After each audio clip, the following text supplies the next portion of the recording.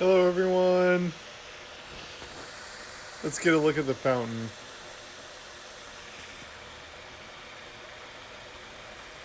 Beautiful day out. All right, let me get you situated.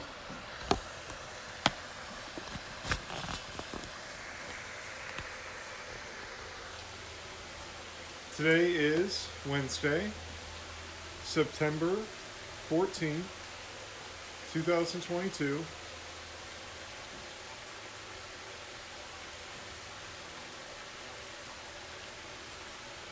and it's a good day.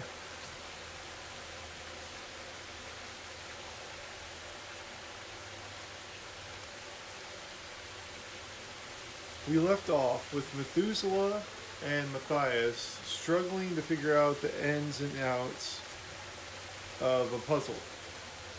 The puzzle they were looking to solve was that the location of Martin's sword and armor. But the sword is priority. They found the shield in the scabbard. So, we're going to pick off right where we left off. Both mice turned their heads northwards. Well, what do you see, young one? Inquired Methuselah. Matthias's voice was tinged with disappointment. Only the abbey, part of the beehives, the north side of the wall, and the treetops beyond. What do your eyes see, old one? Exactly the same as yours do, though perhaps a bit dimmer. Don't give up hope. Let us keep looking. We'll see something. The surveillance continued. Apart from retrieving his dagger, Matthias sat very still, peering northwards. Eventually, he had to give up, as his eyes were beginning to water and he was getting a crick in his neck. Methuselah had fallen asleep in the afternoon sun. Angrily, Matthias slammed his dagger point into the edge of the rubble heap. I told you it was a waste of time. Can't you stay awake for 5 minutes? Must you go to sleep on me? The old mouse awoke with a start. Eh? What was that? Oh, Matthias, there you are. Dear me. I must have dropped off for a moment. Sorry, it won't happen again. Matthias was not listening. He was digging into the rubble with his dagger. Methuselah watched him curiously. What in the name of goodness are you up to now? The rubble scattered as Matthias dug away madly. I think I found what we're after. There's some sort of shape in the stone down there. Trouble is, there's too much rubbish on top of it. I think we need Formal's help. So, pointing one thing out. When you're asked to stay awake and do a job like a drive, which is just being in the car next to someone to stay awake while driving, it really helps if you actually take it seriously and don't just eat sunflower seeds. And my A drivers always did. And they had attitudes, just like me.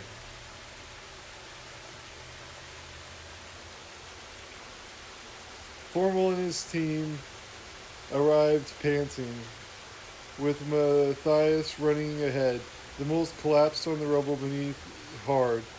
You're on your gotten bitty short legs, us moles do. Oi, takes it, you gentle mice needing our help again. This time, Matthias understood. Yes, please, Mr. Formal. Do you think that you and your team could possibly move this pile of rock and rubble? There's something we need to get at underneath it all. Formal spread his paws wide. He smiled willing, winningly. Hurry, no soon, as said's done, youngin'. Were you looking shift to? That's mole speak. It's a little difficult, so don't worry if you can't pick it up. Matthias shrugged. Oh, anywhere, I suppose, as long as it's not in our way. Formal spat on his paws and rubbed them together. Arr, righty-o, mates. Best dumpin' this whole lot where it come from. The two mice had to jump aside smartly as the mole team took over. With much hurrying and ahhing, they wadded busily in, bulldozing the enormous heap of rock and rubble off the top of the ramparts. It tipped downwards into the earthy showers back into the trench in the abbey grounds whence it came. Matthias watched admiringly. What splendid workers these moles are, Methuselah. As the hill dwindled, his friend hardly agreed. Indeed, these are their skills and knowledge are the indeed they are their skills and knowledge are passed through families, earth, rock, shale, and root. They can handle it all. Do you know it was the moles that dug the foundations of this very abbey? Four Mole can claim direct descendant from the mole who was in charge of the operation. In fact, it was Martin who bestowed the title Four Mole upon his ancestor. Fun story. My grandmother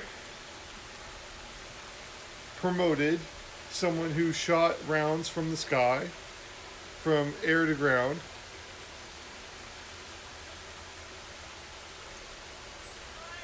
I'm good. I'm reading for kids. No, it's okay. Hi, Coco.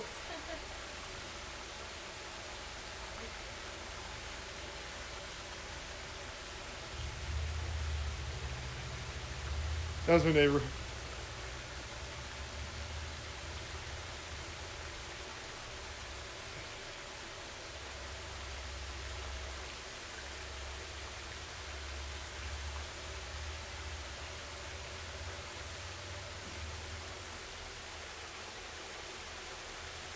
Oh, story. Okay, so this guy who would take lives from the air instead of the ground was promoted to the rank of sergeant, which is what I am. And so is my grandfather. And so it's this lineage passed down through my family where people get promoted to sergeant and sometimes demoted by a chain of respect. And he promoted me to sergeant, and he was a mass sergeant. I actually knew their family very well. They were good people.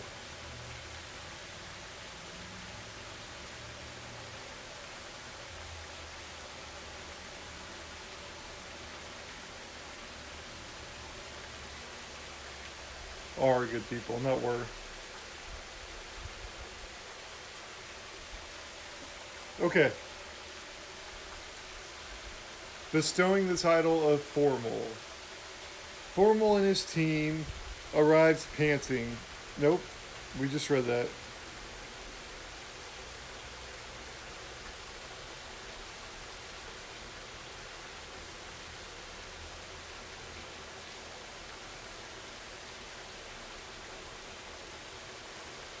Oh, here we go. It was Martin who bestowed the title Formal upon his ancestor. As the mice conversed, the moles hurled the last of the rubble from the ramparts, then set about brushing the stones clean. Formal tugged his nose in salute. Har, we do 'em now, sirs. Oi, bid ye a good day. 10 seconds later, they were all gone. Moles weren't too fond of heights, observed Methuselah. Right, let's see what they uncovered. It was a circle cut into the stone. On one side, it was cut shallow, while the opposite side it was carved deeply.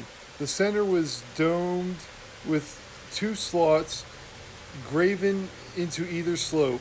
At the apex of the dome was the letter M.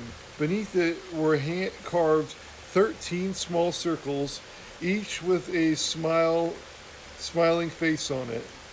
13. It's a good number. It means a lot in the US of A.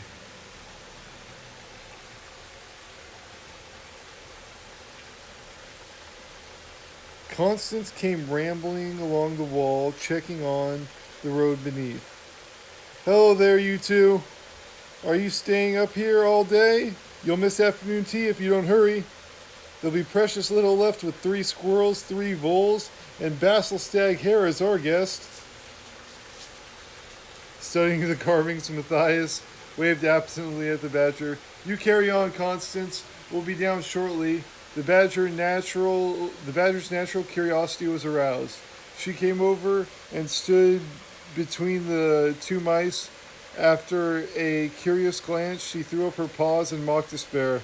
Oh no, not more puzzles and hidden riddles. Methuselah gave her a severe stare over the top of his glasses. My dear Constance, kindly do not pour scorn on things you know nothing of. Leave it to those with specialized knowledge. Turning to Matthias, the old mouse continued, Yes, most interesting. These 13 small circles with smiling faces, what do you make of them? Matthias could only shake his head. He could not think of what the circles might mean. Constance interrupted. What do you mean, those things? They're obviously the 13 full moons of the year. Methuselah was distinctly piqued. How do you know that? Explain yourself. Constance scoffed. Ha! Any badger worth its salt knows all about the moon. Do you want me to recite all its phases? I can, you know. Matthias was suddenly back on track again. He continued along the moon, stopping it at the 6th one. That one will be this month, June. When is the full moon due in June, Constance? It's tomorrow night, came the prompt reply. Why, is something supposed to happen then? Some magic or miracle? Methuselah ignored the badger's attempt at levity. If we stand here at 1 o'clock in the morning on the night of the full moon, we may be able to find the sword of Martin the warrior, he said, rather sternly. Constance scratched her muzzle. How are you going to manage that? Matthias ran his foot along the edge of the circle. We're not quite sure yet, but we're trying to figure it out. You can see it's all linked closely with the rhyme from the wall of the Great Hall, Martin's tomb, and the stuff we found in it. This sword belt and a shield, another rhyme on the back of... Constance interrupted. What type of shield? Oh, pretty much the standard kind used by warriors, Matthias replied. A round steel affair with hand and arm holds. Badger nodded knowing and continued where Matthias had left off. Yes, I've seen that sort of thing before. Not much to look at, in fact. Just the type of shield that would fit precisely into this circle. Can't you see the slots for the armholes? But then again, if you look at the carved circle, you'll notice the cut is so the shield won't tilt, probably to reflect the moonlight. Both mice stared at the badger.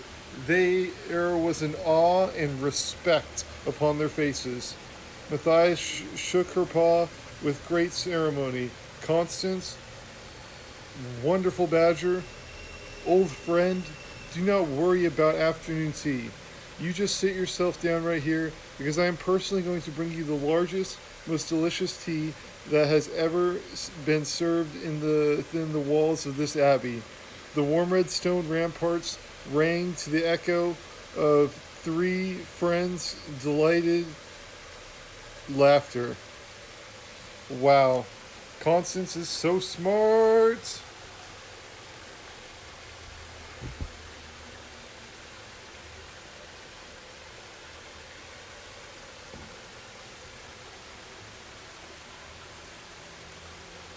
Okay, next picture.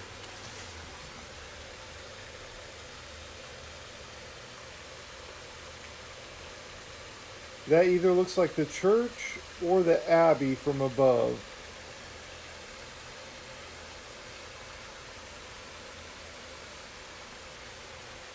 Oh, you can see the battering ram. I'll try and show you. Right there, this is the battering ram. So this is the abbey. And these are war plans.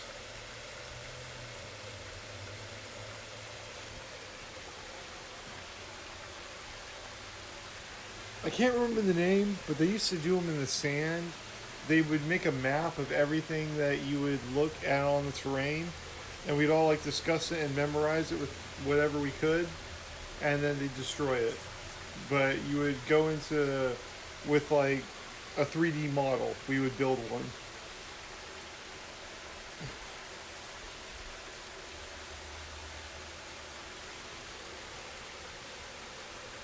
Clooney lay with his good eye half open. From beneath its slitted eyelid, he watched Stella the vixen.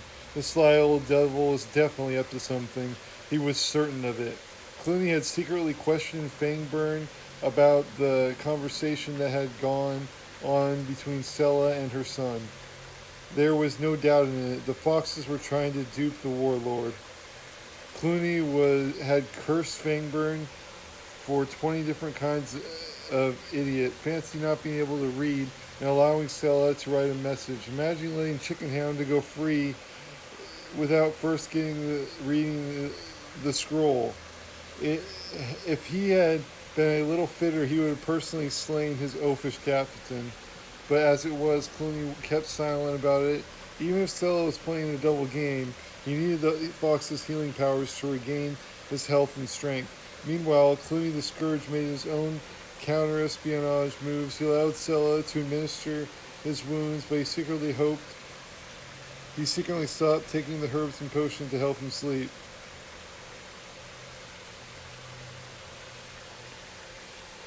Early next morning, Chicken Hound returned. He carried a bag laden with medicinal ingredients. Clooney feigned sleep, but secretly observed the fox closely.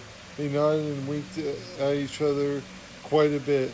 When they were reasonably sure he was asleep, the two held a whispered conversation, and though unfortunately he could not hear what they said, their behavior slickly to make Clooney sure he was right. They were planning a double cross. Clooney did not tell any of his officers of his suspicions. He kept everything to himself. This way there could be no possible leak of secrets. Clooney was content to watch and wait, getting a little stronger each day. Then, after a while, he came up with a fiendish, simple idea. He ordered that the room be cleared. He wished to be alone so that he could rest. When he was quite sure that he would not be disturbed, Clooney took a quill and parchment from the bedside table, drew a diagram complete with pointing arrows, horde positions, lines of attacks and defense. Together with written instructions, there was a plan for a second full-scale invasion of Redwall Abbey. Clooney made it clear that success of the attack depended solely on the battering ram breaking the main gate. When he finished writing, Clooney pushed the apartment under his pillow, taking care to leave just a small corner of it jutting out. His officers would be too slow or dull to notice a tiny scrap of parchment showing beneath the pillow. Even if they would attach no importance to it. But Stella the fox, Clooney settled down to wait.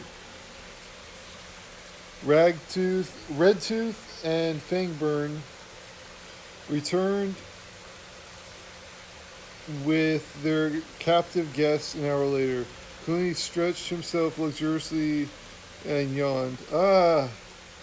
I had a nice peaceful nap without you three clattering in the room and creating a noise. How's the tree felling coming along? Redtooth leaned on a spear. Shouldn't take much longer. Now I've ordered some of them to get a good blaze going so that the trunk can be fired and hardened.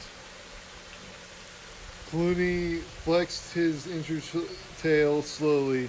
Good. Make sure that all the branches are cut off close to the trunk. It'll make it easier to carry.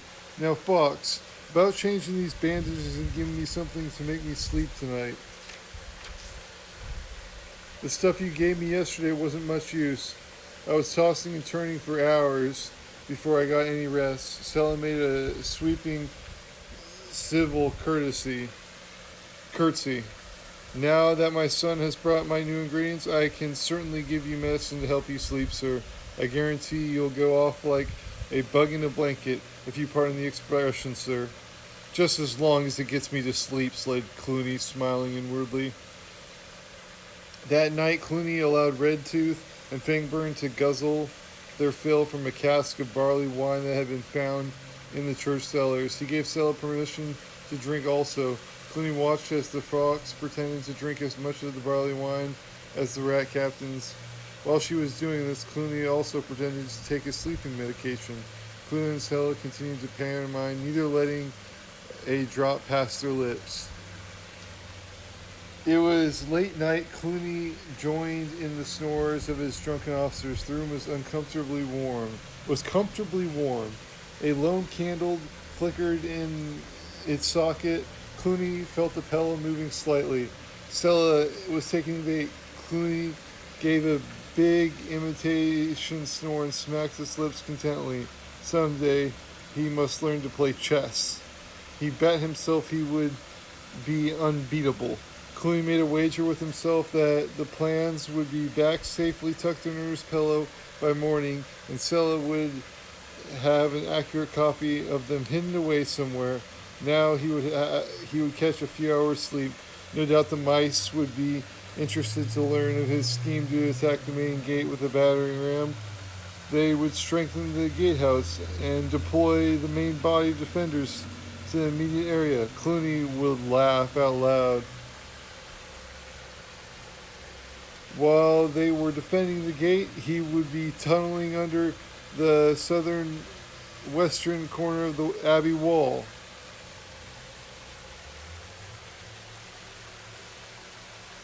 Clooney's brilliant.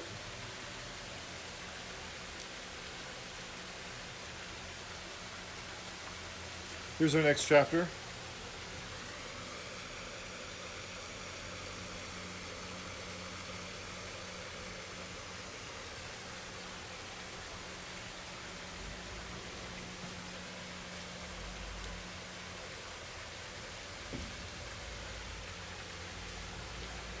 Ooh, give me 10 seconds. Oh, I gotta stretch. Oh.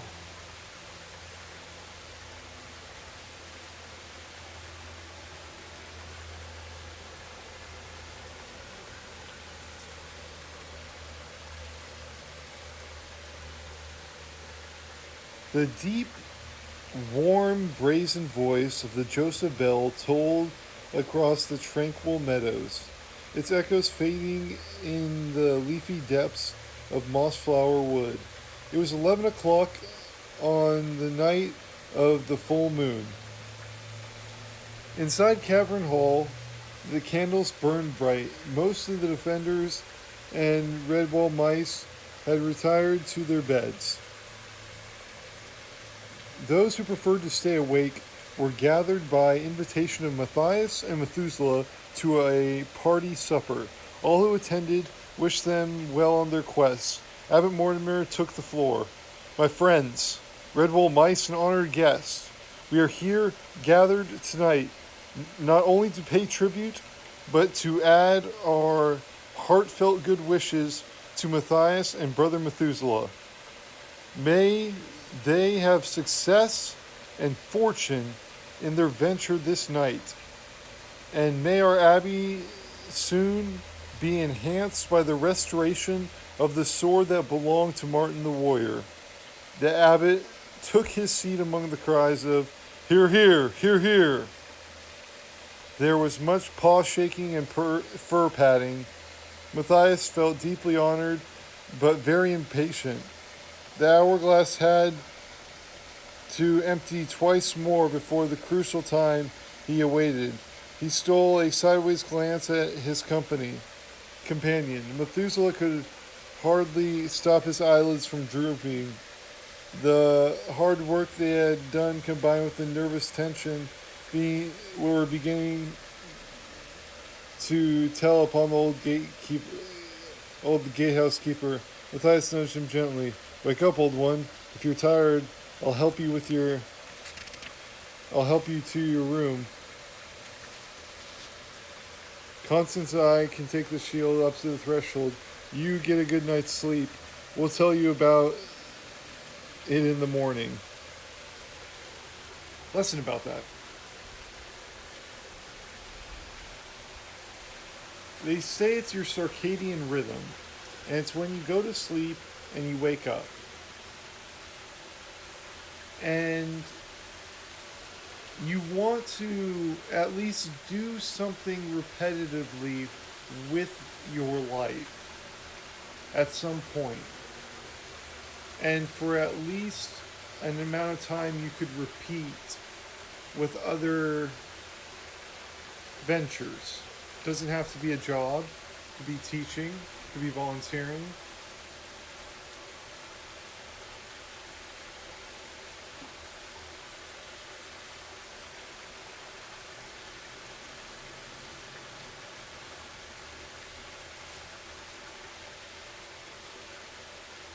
But they're telling Brother Methuselah to go to sleep because they care about his sanity.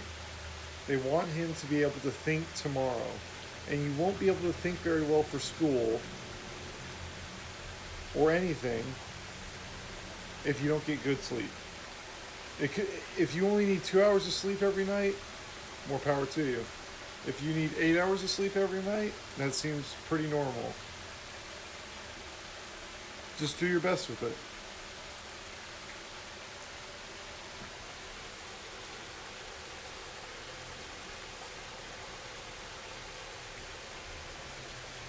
Methuselah came wide awake in indignation.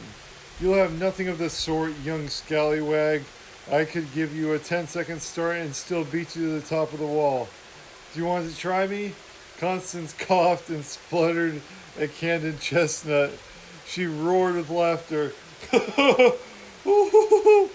"I wouldn't attempt that if I were you, Matthias. He's liable to beat you, hollow in his present mood." The old mouse, seeing the humor of the situation, began to chuckle. "And I don't think I couldn't. You great stripy lump. Here, what do you say we put this young mouse up in the dormitory? It's way past his bedtime. You and I could go to the threshold together." Constance and Methuselah clasped together each other, laughing helplessly. It was all Matthias could do to keep a straight face. He pretended to take offense at Methuselah's statement. "Why, you pair of relics. It wouldn't take me 2 ticks to bring you some warm milk and tuck you into your own beds. Then I'd be free to get with the job done myself." The 3 friends laughed until tears streamed down their cheeks. Methuselah held his sides as he spoke between gusts of merriment. "I, Constance, you old fogey, you'd better come along with me. Matthias is a bit for this sort of thing, a bit old for this sort of thing." Matthias had fallen out of his chair. He waved his paws, pleading for the joking to stop, as he rolled about on the floor, exploding from bouts of giggles to fits of laughter. Basil Staghair tut-tutted severely as he remarked to Ambrose Spike, Just terrible, dreadful table manners. Just look at these three kicking up a hullabaloo like that, eating a serious business. They haven't touched a bite of supper, you know? Aye, so I see, grunted the hedgehog. Here, you don't suppose they mind, do you? Not at all. Not at all, dear fellow, said Basil regally, as he shared the contents of three plates between himself and Ambrose. Save it all going to waste. What? It was 15 minutes before 1 o'clock in the morning. So, hares do this thing. And whenever they talk really, really fast, so they like to let you know when they're done talking. And they'll say, what? And they're saying, what? And it's a confirmation that they're just done speaking. Or that they might need you to nod your head because they are all combat veterans, almost all of them, fighting pirate rats in the service of the striped dogs. Oh, gloves. Chat, I forgot gloves. Let me put those on. Had them out here with me. Just didn't think about it.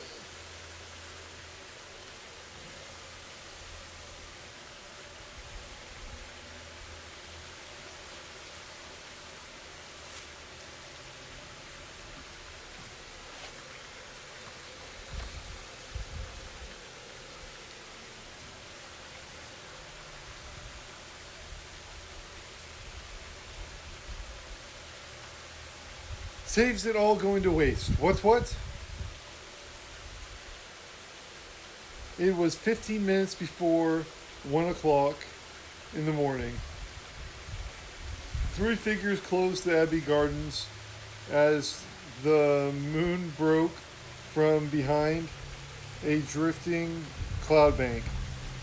The nearby pond was bathed in silver sheen, parts of the sandstone wall reflecting back a wavery bluish light. Constance and Matthias carried lanterns. Matthias bore the warrior's shield upon his arm. Lanterns. Constance and Matthias. Excuse me, let me restart this chapter. This paragraph. It was 15 minutes before 1 o'clock in the morning. Three figures crossed the Abbey Gardens as the moon broke from behind a drifting cloud bank. The nearby pond was bathed in silver sheen, parts of the sandstone wall reflecting back a wavery bluish light. Constance and Matthias carried lanterns, and Methuselah carried lanterns. Matthias bore the warrior's shield upon his arm. They ascended the wall steps in a single file, acknowledging the murmured good wishes of those on sentry duty. Matthias had decided against trying the shield in its niche before the appointed hour. He felt somehow that they must abide by the rules of the verse, first waiting until the day's first hour of the night of the full moon. It just had to be so. No use tempting fickle Dame Fortune. Solemnly, the three friends gathered around the carving upon the ramparts. Matthias clutched the shield tightly, waiting for the stroke of one. High above the small world of Redwall, the moon also waited, suspended in velvety space like a golden pale coin. It seemed that minutes stretched into an eternity in which silence reigned over all. The great Joseph bell boomed out. It was 1 o'clock Day's first hour. Slowly, reverently, Matthias lowered the shield of Martin down into the stone circle that had been carved many long years ago before to receive it. The shield made a clanking sound as it was laid to rest in its niche. It fit perfectly into the stone receptacle. All three creatures stood back a pace to see what might happen. Matthias was first to cry out, "Look! The shield is reflecting the moonlight back into the sky." Moonlight seemed to concentrate upon the highly polished steel dome in its designated position, sending an intense beam of white light back into the night sky. Methuselah blinked. Holding his paws across his eyebrows, he stared at space, trying to follow the path of the reflected moonlight. "Truly, it's the most beautiful, wondrous sight," he breathed. "Alas, my old eyes are not what they were. All I see is the light shooting off into infinity." "Wait, look at the Abbey roof," Constance murmured. "The beam cuts right across the table gable, top gable. I can see the weather vane as clearly as if it were day." "Good heavens," Matthias squeaked. "You're right. The Abbey weather vane is the one thing that's caught in the path of the light." The north," Methuselah shouted. "It's the weather vane that points north. That's where the sword must be." Solemnly, the three friends placed their paws on top of each other. At long last, the mystery was solved. They knew where the sword of Martin the warrior was for countless years. Over the arm of a weather vane, pointing north. Excuse me.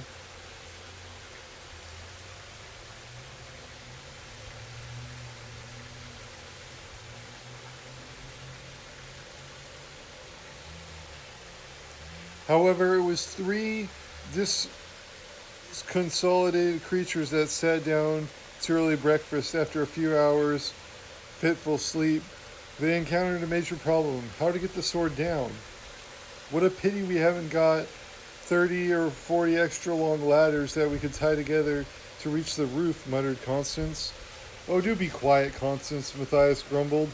"That would must be the 10th time you've said that in the last hour." "Sorry, only trying to help," she mumbled. Methuselah pushed his porridge aside. "There are only two ways that you could help, my friend. One, by keeping silent. Two, by turning yourself into some creature that could climb all the way to the roof, a bird or squirrel, or something." They sat and stared at Methuselah in amazement. A solution of stunning simplicity had been found. "I do hope that Miss Squirrel hasn't decided to sleep in," said Matthias.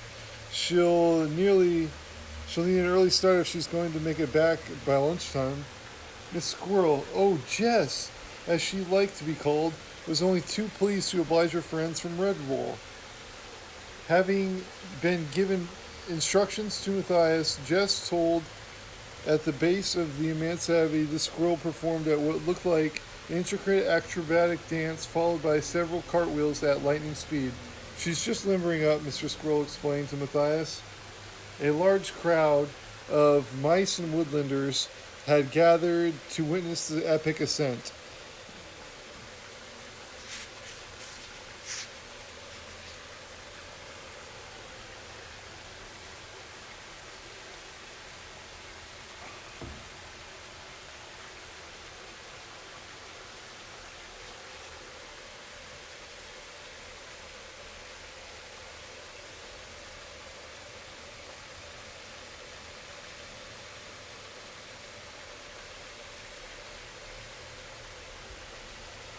Not even in the oldest recorded writings was there any mention of a creature venturing to climb as high as the abbey roof.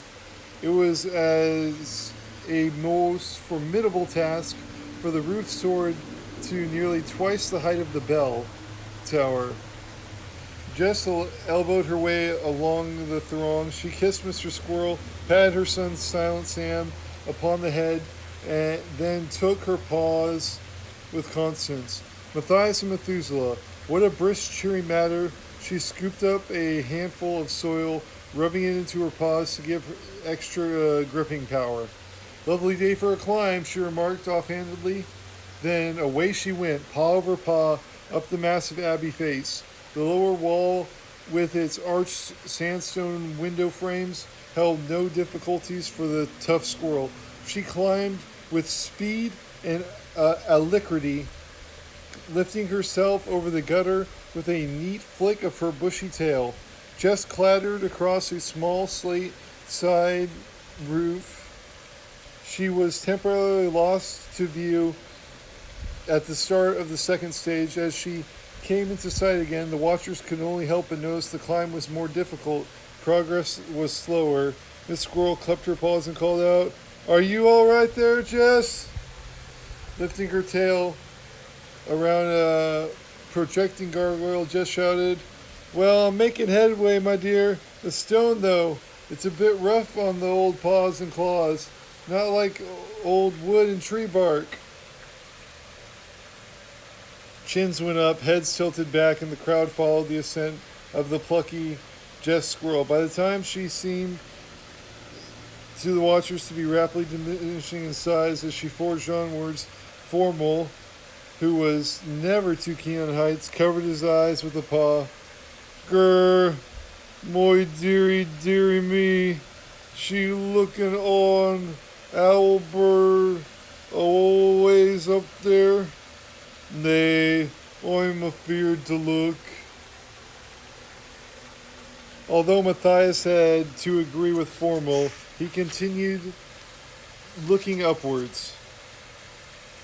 Jess was reduced to a mere speck now. The young mouse gritted his teeth, willing to brave willing the brave squirrel onwards. "Go on, Jess, you can do it. Not far to the garble now." The crowd fell silent. All that could be heard was Silent Sam sucking his tiny paw as he clutched onto his father's tail. Silently, Winfrey the otter broke the quiet. "Look, Jess has made it over the gutter. She's on the roof." A mass cheer went up. The squirrel was on the last lap. Now she may have to call into play all her climbing ability to keep going up the treacherous, steep, smooth slates. Methuselah polished agitatedly at his spectacles. "Where's she now? Will someone please enlighten me?" "She's on top of the roof, walking with a foot either side of the apex towards the globe. Yell, Abbot Mortimer." Methuselah sniffed. "No need to shout, Abbot Mortimer. Father Abbot, I'm only hard of sight, not hearing." Mr. Squirrel clapped his paws joyfully. "Oi, she's made it! My Jess has made it!" Amid the riot of jubilation, Matthias watched the weather vane move slightly, indicating Jess actually out must be trying to retrieve the sword. Indicating that Jess actually out upon North Pointer must be trying to retrieve the sword. What a daring climb! What a courageous creature, Jess Squirrel would surely take her place in the annals of Redwall Abbey. Mr. Squirrel held Silent Sam in his arms. "Look, Sam, Mom's done it. She's on the way back down now." Silent Sam clenched his paws over his head. He shook them like a tiny champion. Nobody in the world was a better climber than his mother. Matthias waited for a glimpse of the sword, but Jess was not halfway down when a shout of consideration arose from the crowd below. "Look, she's being attacked by sparrows." Sure enough, the fierce birds were swirling in close to the intrepid Jess. They tried to peck at her, seeking to dislodge her or distract her, enough to make her fall. It was a fearsome, sickening drop. Matthias took command. He acted swiftly. "Hurry and get 6 best field and harvest mouse archers. Those birds have got to be stopped immediately. The angry sparrows persisted with their savage assault. Jess kept on descending resolutely. She couldn't seem to defend herself. The abbot and Constance had to leap forward to restrain Silent Sam. He had left his father and was trying to scale up the base of the abbey wall with a small dagger clenched in his teeth. Constance attempted to reason with Sam. Stay clear, little one. You'll only distract your mother. Look, she's doing splendidly. A bunch of sparrows can't bother her. Stand back now. Here, come the bow mice. Speedily notching shafts to their strings, the archers angled their bows upward. Do not aim to kill any of the birds, the abbot cried. Shoot only to frighten off. Shoot! Matthias yelled. The first volley of arrows was launched. They fell short of the sparrows. Jessie carried on, scrambling downwards, beating off the attackers whenever she had a free paw. They're getting within range now, shouted Matthias. Aim! Fire! The mouse archer sent off a hail of arrows that came close enough to catch a scatter among the sparrows, taking advantage of their brief confusion. Jess clambered down on the small side roof. The tenacious birds regrouped and came at her again. Below, the bowmice stood ready. She'll make it down, Ambrose Spike yelled. One more good volley should scare him off. Ready! Fire! Called Matthias. The deadly shafts hissed upward, causing a mad flurry among the attackers. Purely by accident, a stray arrow struck a young sparrow. It came tumbling down the slope of the small roof, dropping to the earth like a stone, the arrow sticking in its leg above the knee joint. Cheated of their intended victim, the sparrows flew off, chirping bad-temperedly. Constance snatched a woven rush washing basket, holding the small sparrow firmly in her paws. She gripped the arrow in her teeth, and yanked it clear of the bird's leg. The badger then upended the basket, imprisoning the maddened sparrow beneath it. Shouts of joy mingled with the relief greeted Jess Squirrel as she dropped wearily onto the grass. Whew, she gasped. What a bunch of savages those sparrows are. I thought they had me once or twice back there. Before the heroic squirrel could be reunited with her family, Matthias came dashing forward. Jess, where's the sword? She panted. The squirrel shrugged and shook her head. It wasn't there, Matthias. I climbed out along the north pointer and actually saw the shape of the sword in its holder where it was supposed to be. There were some loose, rusty wires that may have held it in position one time or another, but there was definitely no sword. I'm sorry, Matthias. I tried my best. Of course you did, Jess, said Matthias, hiding his disappointment. Thank you so much for your valiant efforts. Half an hour later, the crowd had dispersed and gone about their business. Matthias sat with his back against the abbey wall, his mind in turmoil. All that hard work, solving clues, burning midnight oil, endangering the lives of friends, it all had come to nothing. He beat his paws together, the stones of the abbey, a tear of frustration gleaming in his eye. Why, Martin? Why? He moaned. The captive sparrow fluttered her wings up against the upturned desk, and I kill you, she chattered angrily at Matthias. I kill you, mouse. Let Warbeak free, you dirty worm. Matthias peered through the cracks at the insulting prisoner. Oh, shut your beak, you little monster, he muttered. You are in no position to kill anyone. The sparrow's venomous temper increased. King Bull Sparrow, he killa you. Make dead quick fast. Matthias nodded mercilessly. Will he indeed?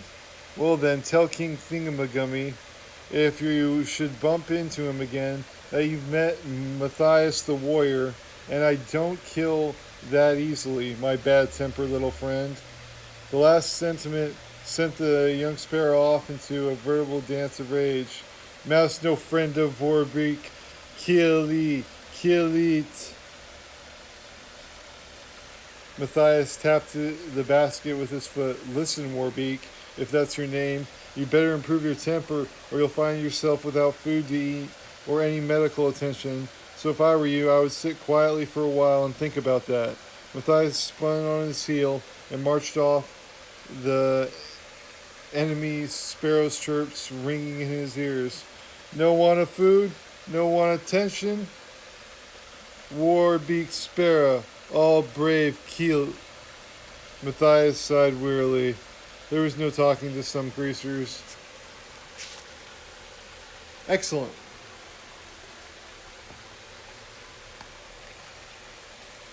So that was daring. We just had... Who was that squirrel? Jess. Jess the squirrel. Run up, and her son Silent Sam got all types of mad when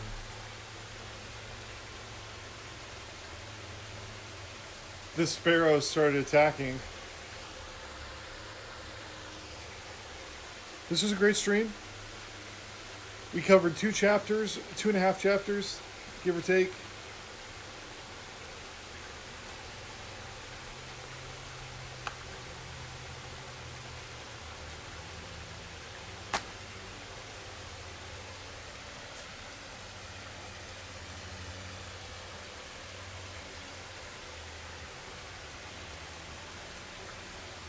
I'll give you guys a shot of the fountain, and then I'm going to sing the hymn.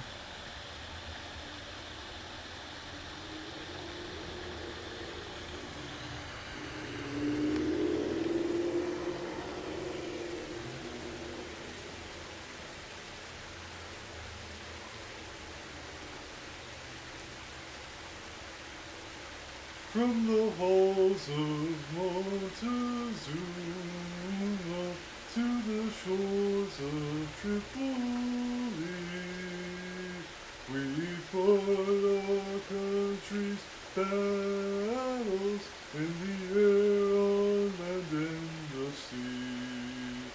First to fight for right and freedom, and to keep our honor clean. We are proud to claim the title of United States Marines. Our flags unfurled to every breeze, from dawn to setting sun. We have fought in every clime and place where you could take a gun.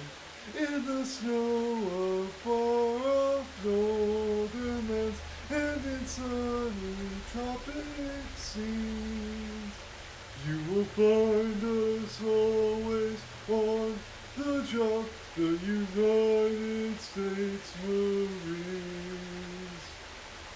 Here's health to you and to our corps, which we are proud to serve.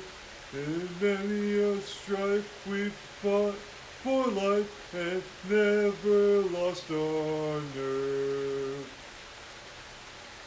If the Army and the Navy ever looked on heaven's scenes, they will find the streets are guarded by United States Marines. Semper Fi. Hoorah.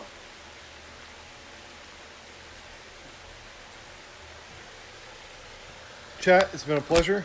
Listeners, feelers, watchers. Hello to all the families on YouTube and Facebook and Instagram. Thank you. Have an awesome September 14th, a Wednesday, 2022.